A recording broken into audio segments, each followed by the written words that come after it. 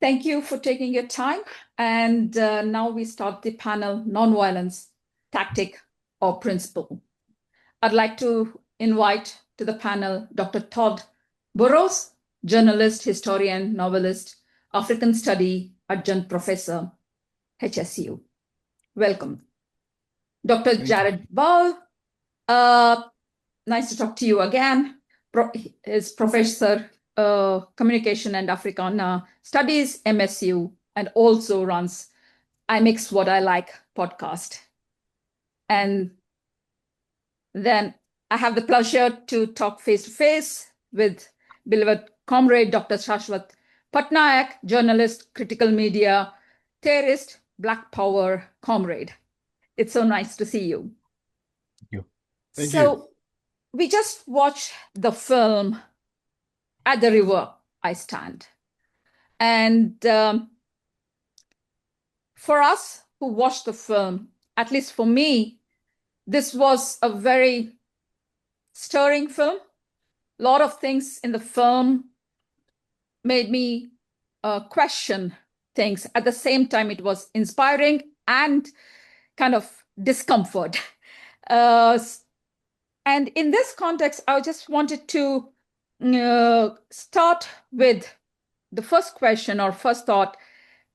Like here in the film, we see nonviolence and also the militant, let me not call it violent, but militant activists also being part. And I really liked how respectfully the film handled both of them, even though it was primarily focusing on Dr. Luther King.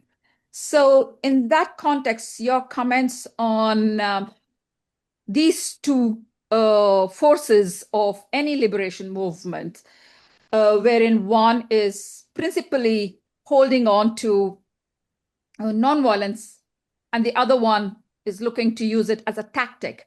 So how tactic and principle play out in resistance and liberation movements? Anybody? Yeah, who wants to go first?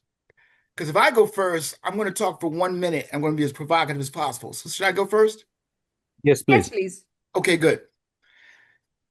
With respect to the organizers of this event, the dichotomy between nonviolence and violence, and I've said this on Dr. Ball's show before, he knows where I'm going with this, is absolutely ridiculous.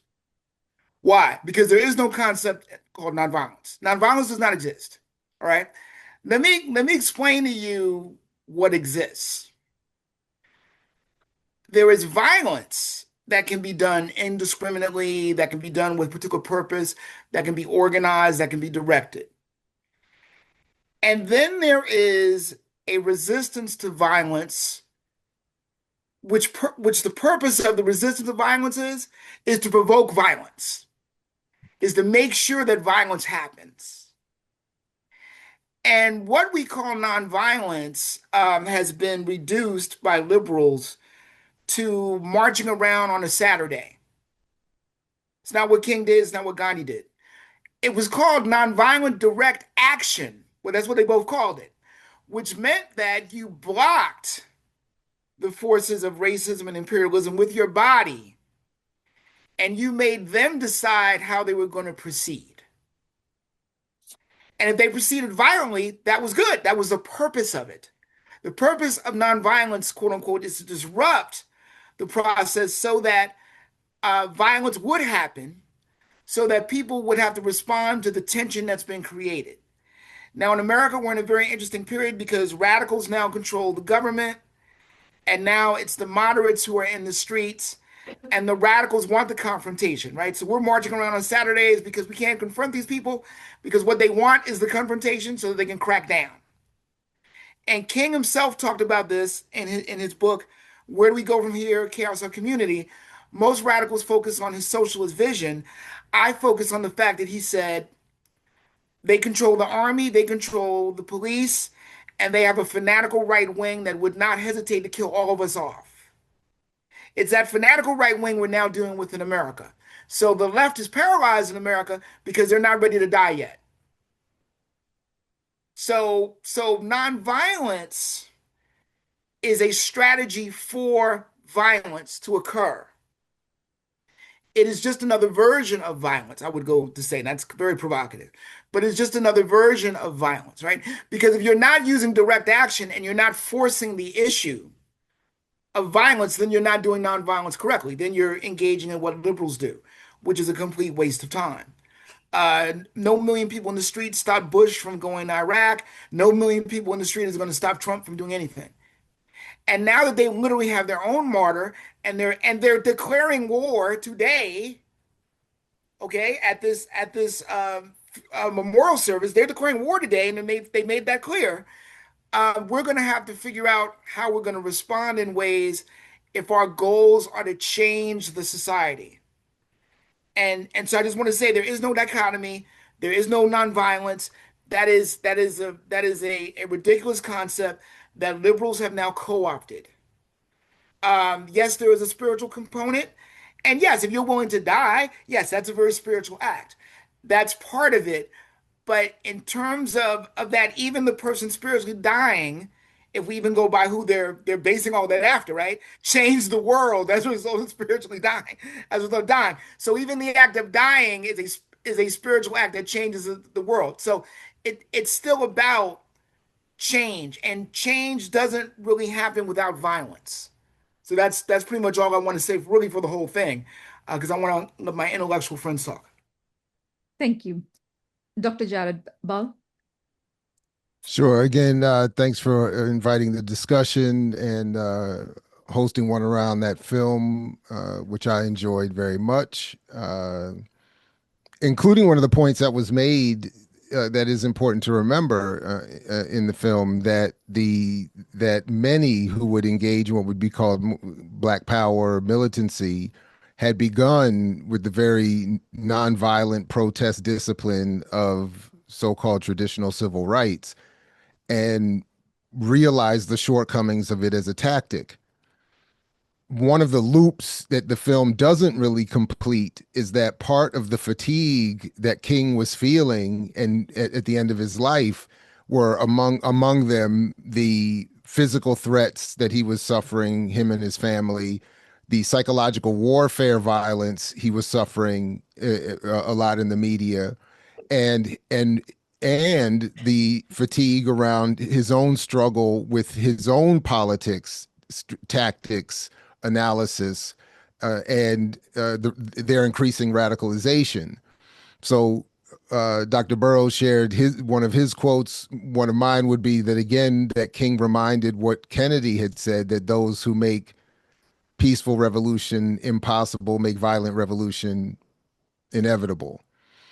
Another point quickly, and also to Dr. Burroughs' point, which is a very important one, the now late former political prisoner and member of the Black Liberation Army and Black Panther Party, Russell Maroon Schultz, wrote in this very discussion of violence or nonviolence that they are falsely juxtaposed, that the opposite of violence is not nonviolence. Nonviolence is the absence of violence. The opposite of violence is counterviolence, an equal and opposite power that interrupts.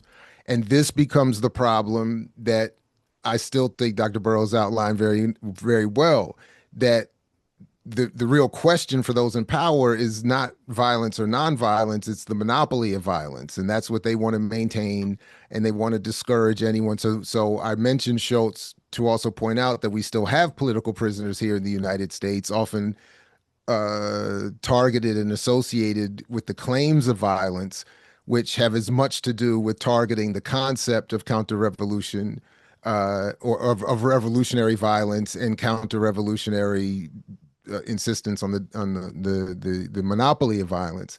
And that's why so many of these histories are often distorted to erase, diminish, and discourage even the discussion of the historical role that revolutionary violence has played. And again, whether we're comfortable with it or not, whether we agree or not, it is absolutely been and has been part of the history of political struggle.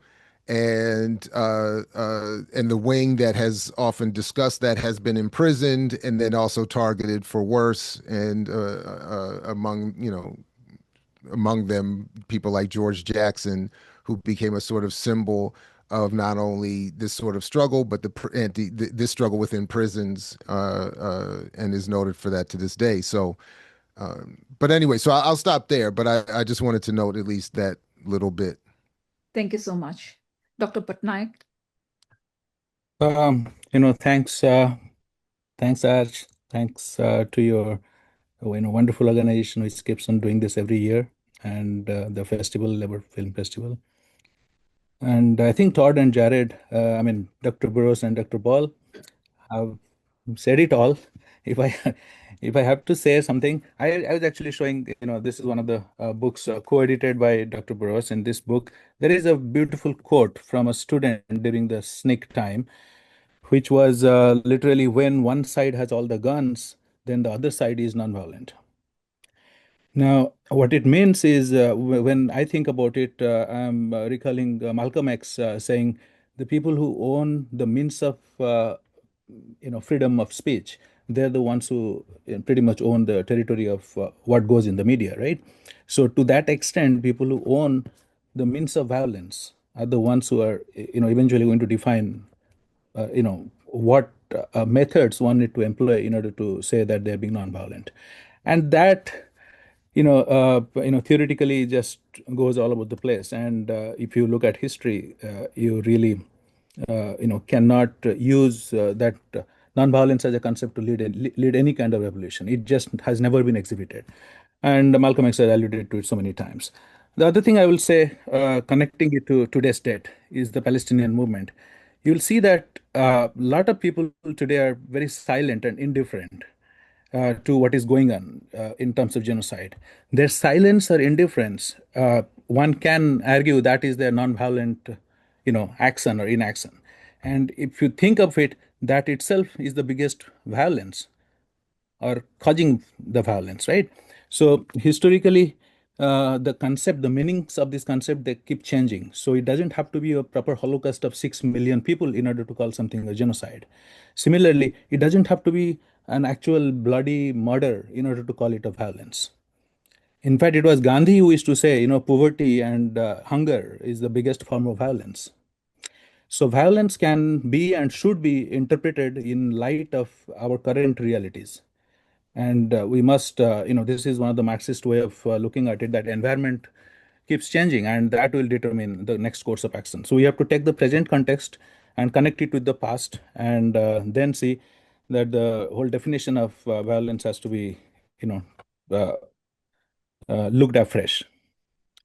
So yeah, pretty much that was, I would say. I'm agreeing with both my panelists about the redundancy of making a sharp distinction between violence and non-violence. I don't think that exists. It's artificial, and it exists only to benefit the ruling class, status quo. Thank you so much. There's an applause from the audience.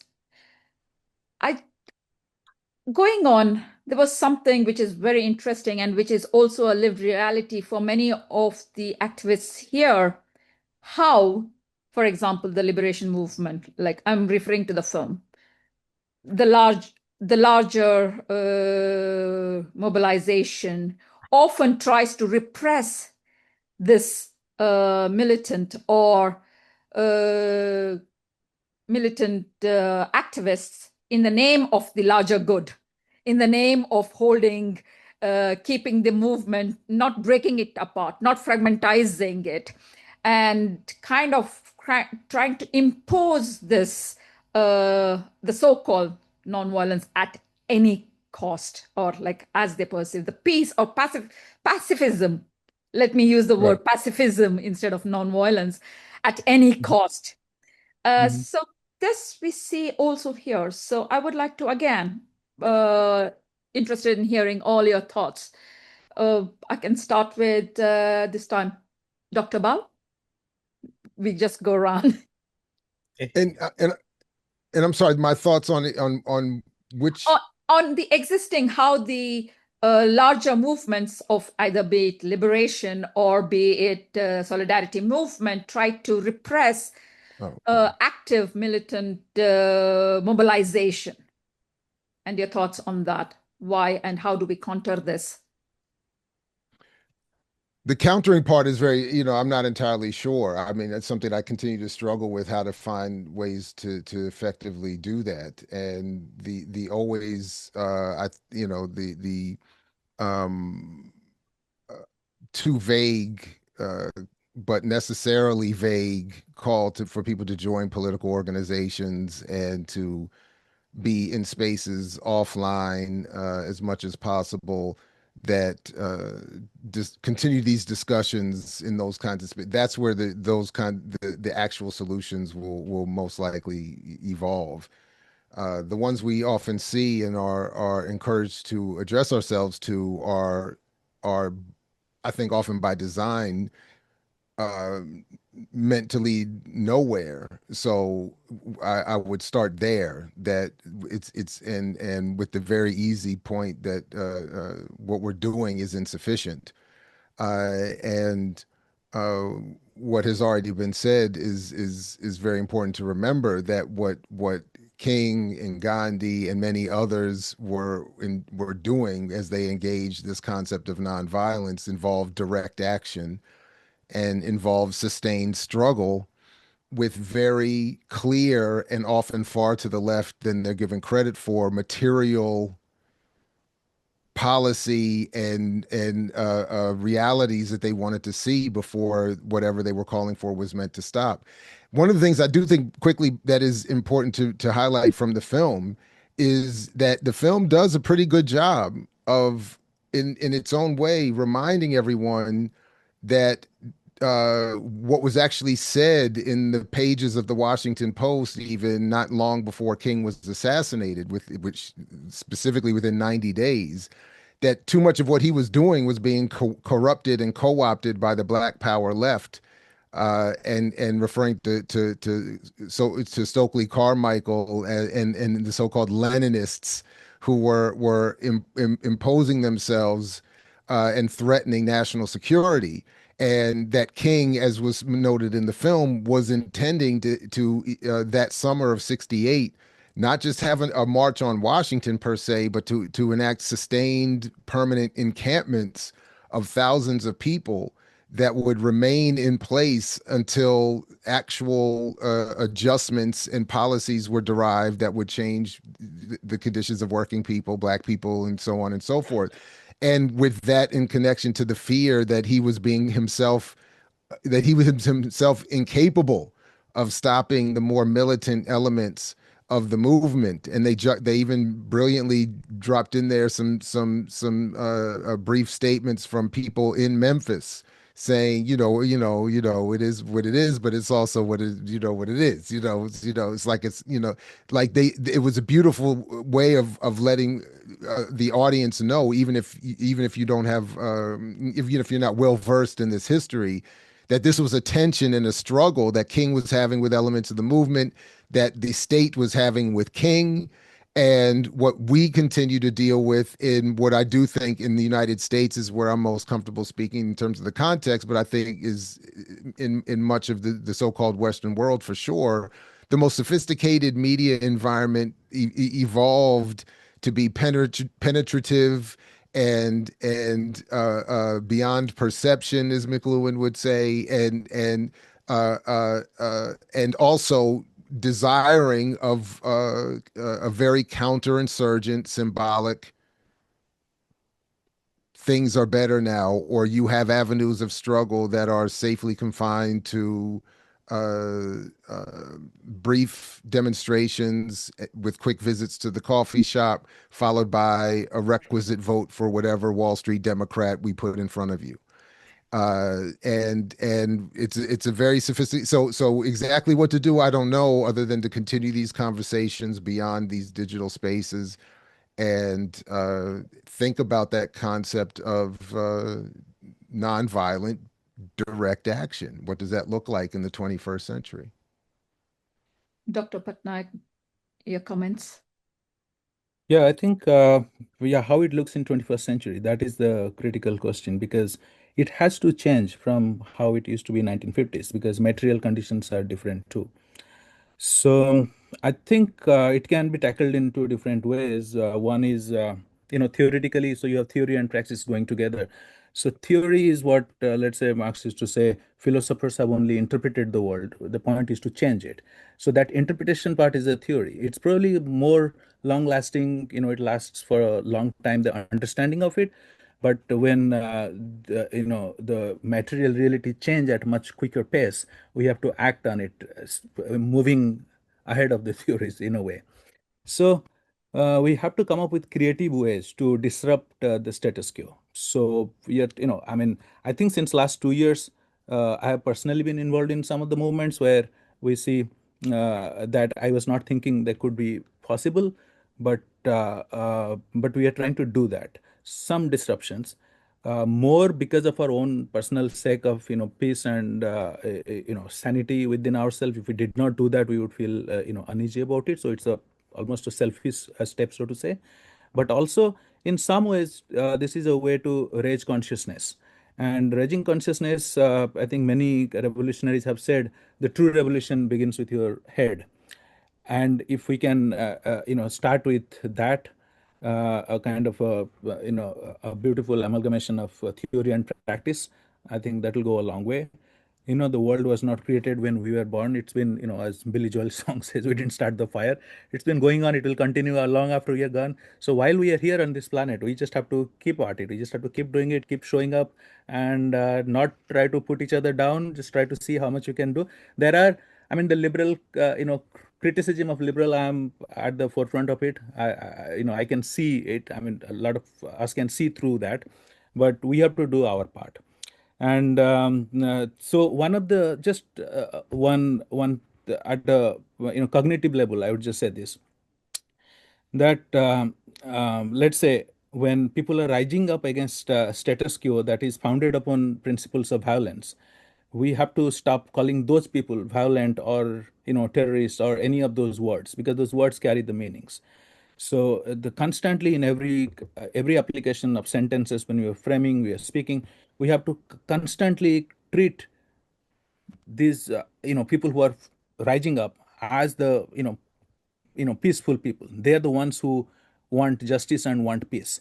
And so it has to alter the concept of, let's say, Nobel Peace Prize. I had actually written an article long back about when Obama was getting it, and I said, just look at it. It's very predictable. All these people who have been clamoring for war, they're the ones who are getting Nobel Peace Prize.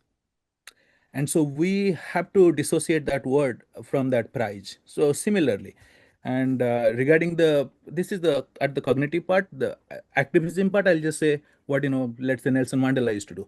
Whether Mandela was a pacifist or he was a communist, militant communist, that is up for debate, because he used to be both. And one needs to be both. That whole mixed methods approach towards the revolution has to be there. There is no, you cannot have a purist test that you have to be completely non-violent and or you have to be completely militant, because not all of us, like for example, personally, I don't know how to use a gun. So you cannot expect me to be a militant, no matter how much militancy comes out of my mouth. So we have to contribute at our respective potential. Sorry, please go ahead. Thank you. There's an applause from the audience. Dr. Burroughs? The good thing about having both these people on the panel is that I don't have to say a lot. So I'm going to pretend to match this with some very simple statements that prove both of them right. One, Martin Luther King had a registered handgun. He got rid of it after going to Gandhi and seeing the purity of Gandhi's movement. That's how he viewed it. And so when he came back, all the biographies say he was on a plane going, wow, I shouldn't have gotten married. I shouldn't have had material possessions. Maybe I should stop wearing Western clothes, right? And then he made some compromises. So he never bought a new car. He rented his house. And very controversially today, he left nothing for his children in terms of the education. When he got the Nobel Peace Prize, he gave the money to the movement. Even though he told Coretta while they're watching the Kennedy funeral, this is what's going to happen to me. So you have to prepare for this. So there's a lot of very complicated views in there, which I agree. That's why I agree with what Sasha was saying, that we can't be simplistic in how we term things. Let me just say this so that we're clear on this in terms of revolution and people who are quote unquote outside in and all of that. Okay. First of all, let me say that I thought this film was excellent because it's probably the first Marxist-oriented film I've seen on the civil rights movement. So I really enjoyed that. And I also enjoyed finding out what happened to the strike after King died, because as Saswat and Jared will tell you, the story always stops with King getting killed, right? We never find out what happened to the workers in Memphis, Yeah. right? There were numerous strikes after Right, that. right. Yeah, But let that's me the make story. this clear because I want you folks who are not from America to understand how simplistically created this story of the civil rights movement has been, which, as we know, the civil rights movement is a compromise in itself. There has always been and always will be a Black freedom movement. But the problem was that the Black freedom movement was being led by Paul Robeson and all of these Black leftists and communists, and the civil rights movement was literally the compromise position that was created from the beginning to counter that, right? But notice how King still turns left. Notice how in the film, if you know nothing about the movement, but just in the film, notice how easily King and the gang members connect. See, even people who were critical of King had to deal with the fact that he was transforming the society and risking his life doing so, right? This is why that in America, they're not banishing part of Black history. They used to banish part of it, and then they would give us King as the substitute. Notice they're banning all of it. Why? Because they understand our movements better than many people in America do. And they know to give us any part of it, including King, is to set up something they don't want. So when we deal with these so-called divisions, and I mean there were serious ideological divisions. I mean King was not for Fanon. He said so, right? Stokely Carmichael was for Fanon, and Stokely said, we're using you to make sure we get these ideas out. So there were real divisions. And Kwame Ture said after King's assassination, King's only mistake was thinking America has a conscience. That's a mistake nobody's making now, right? True. So when we look at these divisions, we have to understand that even our so-called most conservative leader, King, still has all of the militancy that connects with everybody else. That's why Malcolm X could speak in Selma while he's in jail. And that's why they want all of this wiped out. Thank you so much. There's something Dr. King says, at least in the film, as part of his speech. He says the right to gather, the right to demonstrate, the right to protest. Those are rights written in the law of the Western countries, many of the Western countries. And that is precisely for the reason Dr. King was assassinated, in the sense he was gathering people, mass mobilization. And we see crackdown on the same rights, the rights given by the Western imperialist states to their citizens. So I would like to hear your thoughts on how the states kind of impose repression on their own laws, suppress their own laws, the rights they themselves have given. So your thoughts on the right to demonstrate, right to resist, right to speak, freedom of speech. Dr. Burroughs? Thank you, because I wanted to jump in anyway. Everything King talked about in that last speech is being taken away in America. It's being done by degree. It's not being done in a one full swipe, but it's being taken away. Even to the point where Pete Hegseth of the renamed Department of War is now trying to set guidelines on what journalists get to do while covering him. This is crazy, right? The Washington Post has forced out all of its major Black journalists who write opinion pieces, right? Who fight with the Washington Post for what opinion they should have and what opinion should be reflected on the page. I was watching Robert Redford films yesterday, just mourning the entire era, right? Because when Robert Redford says, in 3 Days of the Condor, okay, I brought the information about the oil and the CIA set up to the New York Times, and Cliff Robinson says, yeah, but will they print it? See, that was a question mark back when they made that film. Now it's not a question mark, right? If we're talking about these major corporations now who want mergers, and now Trump is threatening the mergers, now it's not a question mark. So all of the illusions that Americans carry about freedom of speech, freedom of the press, freedom to organize, the right to protest for a right, is now being directly challenged in a way in which we cannot ignore that. And so now we have to question whether we had any of these things really at all, right? Yeah. So the only thing I want to say, because I want to hear them talk internationally, um, I know that speaking out is a human right, whether you do it in the United States, whether you do it in Norway, and I'm going to be controversial here, whether you even do it in Cuba and say things that leftists won't like, right? And so there are tensions in every country, including countries the left likes, Cuba, Venezuela. There are tensions there as well over what is it to organize, what is it to speak. That's a human right that's going to be fought over as long as there are human governments. I know that in America, the mythology now is being crushed. And now we have to deal with the reality of, well, what is freedom of speech? What is the right to protest? What is the right to be violent? Because before January 6th, supposedly you couldn't commit violence in the Capitol. And now we know, well, no, it just depends on who's committing the violence, right? All right. So a lot of American myths have been destroyed and damaged, and I think that's a good thing because now we get to find out what our country, and I say our country because I live in it, I'm a citizen of it. I'm not going to live anywhere else. Um, what the country really stands for and what the people in charge of it really is going to stand for. So it's a very good period right now to argue these things. But these things are permanent arguments because they're permanent human rights actions and abuses. Just to add, like when you mentioned freedom of speech in Norway, actually in Norway we've had three activists who just asked a politician, far-right politician, if she supported genocide in the public streets, like in the streets, just followed her and asked her. And then after weeks, the police arrested or made a case against them for threatening the life of the politician. And even though the Oslo court found them non-guilty and said that this was part of their engagement with the Palestinian solidarity, the state has gone to the higher court.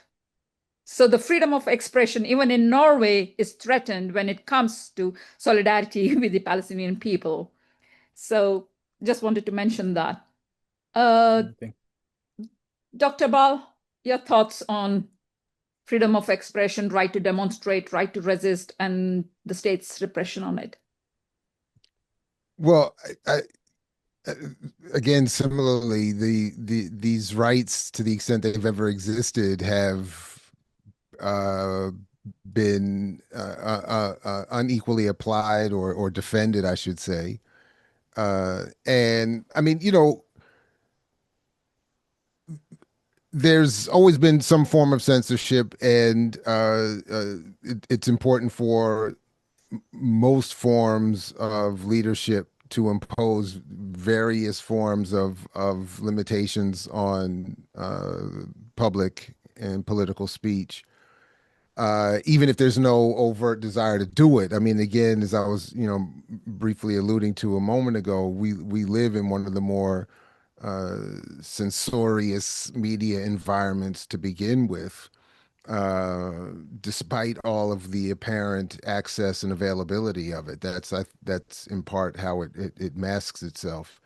But Dr. Burroughs mentioned the Washington Post. I mean, Jeff Bezos even came out and said, after he bought it, if you something to the effect, if you want anything that's going to be, critical of the free market and the sort of ruling elite, you're going to have to read something else. I mean, he was very clear on that. They've been equally clear post Charlie Kirk's killing that there will be no criticism, even by referencing his own language, that will go unpunished. But at the same time, democratically elected Democratic Party officials who are assassinated in their own, front yard, essentially. Nobody. I will say though, I mean, almost humorously, when Donald Trump was asked his thoughts about Charlie Kirk, he said, "Oh, that's terrible," and then said, "Look at this UFC stadium, this wrestling stadium I'm building in the front lawn of the White House." So even he, I mean, wasn't even giving sufficient praise to his own, you know, uh, you know, ideological compatriot. Uh, listen, all of us, the three of us, and again, I am selfishly grateful that you brought the three of us back together again after too long. But all three of us, and I've learned from both of my co-panelists here for years that various forms of political expression are themselves considered acts of violence. The press is always political. It has been literally considered an arm of the military here in the United States. The overlap in the development of mass communications as a field and the study of psychological warfare cannot be underappreciated here in the United States. So the management of certainly what becomes popular and platformed conversation is a wildly censored space, and one under intense surveillance as well. So um, not that much different from your previous question about the state's response and political memory around revolutionary violence. Even the conversation around those histories is again very difficult in a media environment that even just under the guise of algorithms and advertising revenue can erase all forms of critical thought from popular media spaces in a remarkable way, and where we have literally elected officials running at the highest levels of office who are billionaire supported podcasters. I mean, it's I'm sorry to laugh at this terrible, disgusting situation, but I can't help it. I mean, it's bizarre. So even in the context of this very bizarre settler colony, the United States, it's bizarre. So, but anyway, yeah, I'll stop there. Thank you. Thank you so much, Shashwat. So, yeah, I mean, just to extend from what Dr. Ball was saying about praise as an extension of the ruling class. Now, I'll show you this book cover quickly. It's called Four Theories of the Press. It's one of those UNESCO funded, pretty much canonic textbook on theories of press. When it came out, they said there were four types. One is authoritarian, libertarian, social responsibility, and Soviet communist concepts. So much later, there was a critique of this, which was to suggest that you do not expect Soviet Union to use the press in the similar manner that the United States uses. Because once you expect that, then there is a problem. Then you say, oh, there is so much censorship going on. Well, Soviet Union has a Ministry of Propaganda. That's literally officially, they call that we are people who are here to propagandize. The press is used as a means to communicate the governmental policies to the public. That is the press role in Soviet Union. The press role here is not that. In the United States, the press role is to provide a kind of a grand illusion that we are all free. We have a freedom of speech. It's a big illusion. It's driven by a huge marketing tactic to provide for a marketplace of ideas to say that we are all free to engage. The problem is ruling class does it here because they do not want any violent reaction from the people. They want everything to happen in a peaceful manner, so they need to build a consensus. So we get shocked when we see that there is some censorship in America. Oh, it was not supposed to be censorship, but it has always been censorship.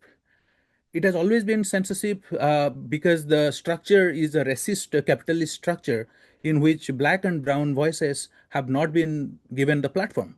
They've simply not been given, which is why when you say, like, how come let's say now you were mentioning about Norway, that certain speeches are being when it comes to Palestinian cause, they are being censored, is because the white supremacy structure, which is controlling capitalism per se throughout, so they provide us with kind of an allowance for our freedom. So you go so far, not further. And this is something we constantly face. We have faced it. So we have to, like, Adriel used to say, you cannot use the master's tools. So we have to develop our own. We have to, demolish this system from upside down, from the roots. And for everyone's case, it's something like saying, from the river to the sea doesn't mean we are, attacking anybody. We are making it free for everybody. When you say withering away of the state, it's not to like demonize the ruling class, it's to make freedom for everybody. And so these things are the universalization of freedom, and whether it's press freedom or you stand in the street and protest freedom, that will eventually benefit all of us. But for that, we have to go beyond this strict dichotomy that we have in place, which is to say that Western society has freedom and third world doesn't have freedom and all that. So because the whole concept of freedom, just like concept of nonviolence, they have to be re-evaluated. And yeah, so they're right now they're winning the perception game and we are losing it. And but we have to come up with, and see, to cite from the history and the 60s civil rights movement, when you look at, there was a group called Weather Underground. And Todd mentioned about January 6th. Well, Weather Underground used to do even worse things than that. But look at what happened to them. They were cool, but Black Panthers were killed for doing even less than that amount of violence. Because again, this is Weather Underground was a coalition of white radicals, and which is why when Malcolm X was approached by a white liberal woman about would you include us into your group, and he said, you guys can create your own, because there is this the taking over of the conversational table, which needs to be resisted. And that is why, bringing back to Palestine, I'm just unapologetically going to talk about that, to say that let the Palestinian people define what liberation means to them. We are in no position to do that. We are in no position to say what is resistance and resistance force and all of that. So thank you. I just want to jump in and add one thing because I want to make Jared and Sasha laugh. Again, I was watching Robert Redford films over the weekend. I told Sasha I was watching both 3 Days of the Condor and All the President's Men simultaneously, right? And when we deal with All the President's Men, we deal with, oh, this was the time where American democracy worked, right? And freedom of the press worked, right? But now we know the truth. Well, the truth was that somebody didn't get a promotion at the FBI. And because he didn't get a promotion at the FBI, he decided to expose the whole system. Yeah. And so the system got exposed. So if he had gotten a promotion, we would have never gotten any of that, right? But the other thing is to go with the other film that's funny. I'm watching again 3 Days of the Condor, and it starts with this, United States CIA office that pretends to be the Historical and Literary Society, where it's their job to read all the books and read all the languages and find the patterns and all of this. And so I'm reading the entry of the film on Wikipedia, and this is what's going to make you guys laugh. Wikipedia says, oh, the Soviet Union never thought of this before watching the movie. So after they watched the movie, they went and developed their own office. Now, as hysterical as that is, right? What's really funny is that neither the film or the Wikipedia entry mention that the FBI had several offices like this where they analyzed every piece of Black thought that ever existed. And, Gil Novo and others exposed this in the 70s, right? So this idea of the management of information within the so-called free press, right? And making these films. Redford made these films about American society, The Candidate, right?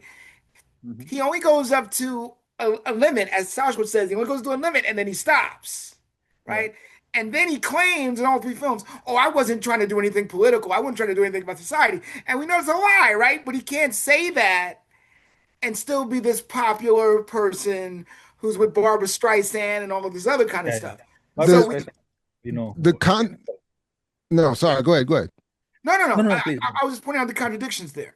The Condor film, I think, is important because to our conversation, because more specifically even than what you were saying, his job at the beginning of the film is to extend the program that you were describing was the FBI's book of the FBI surveilling Black thought, but to see more nationally what popular cultural products, literature, film, etc., were in any way mirroring what the CIA was in fact doing in the world, and to make sure that there wasn't too much overlap, which is a funny way of twisting the narrative, which is of course that the Pentagon and in our media apparatus in this country have always had a very incestuous overlapping relationship, precisely to manage the global production of thought around what the U.S. intelligence and military communities were doing in this country. Of course, always spreading and defending democracy all around the world, so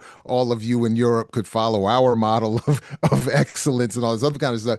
And then, of course, we've seen, from my favorite, Francis Stoner Saunders, The Cultural Cold War, and all of these other books that expose the relationship of the U.S. and Western intelligence agencies in producing knowledge and culture that is meant to tacitly, implicitly convey their dominance and worldview and perspective. So all of this it's perfect. It is it's a global counterinsurgent effort to make sure that nowhere do all of the issues we've been discussing here take a certain turn. Yeah. And I just want to add, for people who don't know this who are not American, when the Watergate scandal happened, to go back to All the President's Men, when the Watergate scandal happened, the liberal Republicans went to Nixon and said, "You've got to resign." And there was a young aide who watched this and said, "I've got to set up a situation where Republicans will never do this again, where they will never choose the country over their own interests." And that young aide was the guy who founded Fox News. Oh, Yeah. unfortunately, That was we are. Roger. I think it was Roger Ailes, right, Jared? Roger Ailes? Yeah. Right. So we're clear on freedom of speech in America, right? And getting clearer by the day. I wish we had much more time, and because having to talk to you three together in this panel has been, we really, words don't express how much appreciative we are that you agreed to the panel and you took your time. And this means a lot for the Nordic Labour Film Festival here in Bergen, and also for us to take this conversation ahead about the so-called false dialectic about nonviolence and violence and freedom of speech existing and not existing, and also the democracies of the Western world, farce of the Western democracies. And I wish we could talk more, but unfortunately, we are 45 minutes and we are already running late in the other programs. So I can take one question if there is any question from the audience. Okay, there's no questions from the audience, but there's one.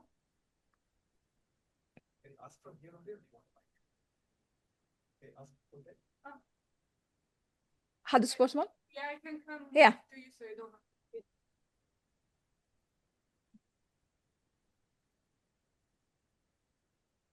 Just quick. The question is for Todd, because you mentioned some billionaire funded podcasters. I think we know who those are, but can you please name them to make it a bit more That's clear? a Jared question. He mentioned it, and I know he knows better than I do.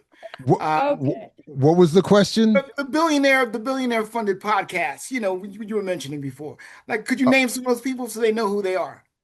Well, specifically, the Peter Thiel connection is the one I'm thinking of specifically to J.D. Vance, to what's his name? The assistant FBI director. Bill Ackman. No, well, Bill Ackman too, but I'm talking about Bonagino. I think Kash Patel was on some of that funding as well. The current FBI director, but also also the whole, whether it's Joe Rogan, the so-called #1 podcaster in the country, is a Peter Thiel inspiration. the Mark Andreessen and Horowitz funding of a lot of the liberal left media outlets, including, black outlets like Roland Martin's show, get some of that money, all meant to popularize the Democratic Party and liberalize the conversation on one end, and to drag farther to the right on the Peter Thiel end a lot of the media discussion as much as possible. And of course, the recently departed Charlie Kirk was one of the prime examples of that billionaire class funding podcaster popularity. Candace Owens, Ben Shapiro, and even more to the liberal left, the Peter Omidyar funded of the what's the name of that outlet? The very popular left outlet now that's escapes my what's his name from Democracy Now! Went to The anyway. Intercept. The Intercept. Thank you, Peter Omidyar. So there's this whole So the billionaire class and the techno solutionists and techno feudalists, as they're called, of the dark enlightenment, as they like to self-refer, are willfully looking to create this situation where democracy is threatened and challenged, and that they can be seen as a welcome new technologically driven feudal overlord leadership. So anyway, yeah. New media monopolists. Thank I just you. want to say Dr. Ball talks about this kind of stuff every day on I Mix What I Like and on Black Corporation Media. He constantly goes into the corporations and these people who run them and what they say. So if you're interested in more of this, go to I Mix What I Like. Okay. With that, I would really thank Dr. Burroughs, Dr. Ball, and Dr. Pattanayak for being with us here today and engaging with us. And hope you continue to support Nordic Labour Film Festival, and we continue to have these dialogues in future too. Thanks for your time. Absolutely. Thank you. It's been an honor. Take care. Peace, everybody. Thank you. I mix what I like, what I like, what I like, what I like, what I like.